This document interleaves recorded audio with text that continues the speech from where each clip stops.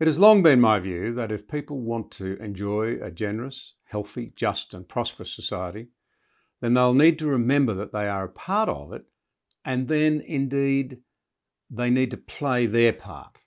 And that applies to all of us, not least of all me. Now, as I look at Australia, the West, and the world at large, I observe that we are at a crossroads really in time, with unique threats facing us, challenges that cannot be ignored, that will not go away. In turn though, I want to say that I'm conscious of the profound and particular opportunities before us if we refuse to give in to despair and if we can rise to the challenges.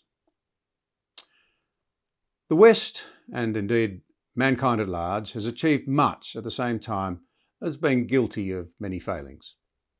We've seen incredible gains in our recent and more distant history, both materially and socially.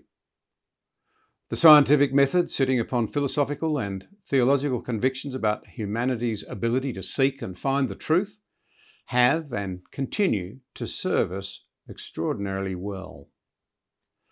These, coupled with a commitment to the worth and dignity of all, our long-held freedoms of conscience and expression, the traditions of a multi-layered civil society and government that is subject to the people, amount to an historically unrivalled framework for people to pursue functional, meaningful and charitable common life. In other words, to flourish. And yet the threats that we face are very serious in size and scope. The emotional, the physical, the economic costs of the virus may be with us for a long time if we fail to respond to them well and with vigour and with a commitment to our children and grandchildren, i.e. those who will follow us. These costs, of course, come on the back of already growing geopolitical insecurity and deep internal divisions within the countries that have been for so long the established leaders of the liberal global order. To face the myriad challenges in front of us, we have no choice but to draw on the foundational strengths that we have, and indeed to refine the unity that we seem to have lost so badly in recent times. I've recently made public my intention to seek a place on the Senate ticket for the National Party at the next federal election. It is for the party to decide if this can be helpful. I can only make myself available and respect the time-honoured process of selection which will unfold over coming months. For those of you who are not from Australia, the National Party is one of the older and larger parties in Australia. There's the Liberal Party, which is liberal in the classical liberal sense of the word. There is the Labor Party and the National Party, which was once known, in fact, as the Country Party. It's a centre-right party. It has a significant constituency from rural and regional Australia. And like the other two major parties, it has played a profoundly important role in the history of this nation. It still does. Indeed, regional and rural Australia feeds and powers the whole nation, and indeed, for that matter, feeds many people and provides materials for them in other parts of the world. One Australian farmer, it's estimated, feeds 600 people around Australia and in the rest of the world. Without flourishing regional and rural communities and industries, we can't have a flourishing Australia. Australian senators hold the weighty responsibility of occupying the upper house of the Parliament.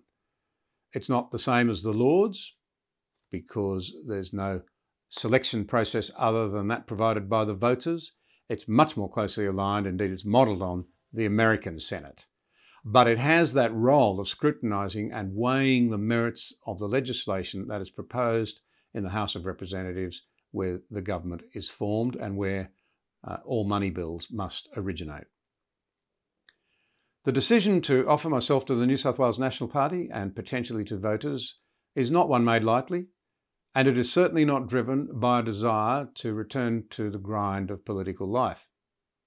I'm also aware that there's not really a precedent for a move like this. However, it reflects my deep belief that the times that we live in are indeed dangerous, and that each of us must now ask ourselves what we can and should do, rather than merely ask ourselves simply, what would I like to do? And after careful thought and a lot of encouragement from others, I came to the conclusion that it's right for me to at least offer to play for the team that I once captained in an earlier time.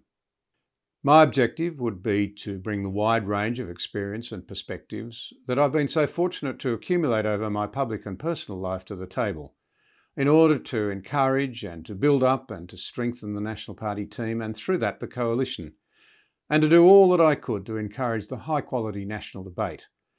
That is the key, the vital key, the only key really, to good public policy. For those of you who are regular listeners to or viewers of my material, thank you.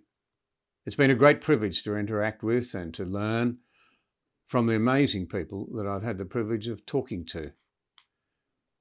I think it's really important to give their views an airing, and many of you plainly have as well. The number of people who have engaged over the last 3 years has been quite extraordinary. Many of the people we've talked to don't receive the time that the quality of their thought and perspectives should demand on mainstream media.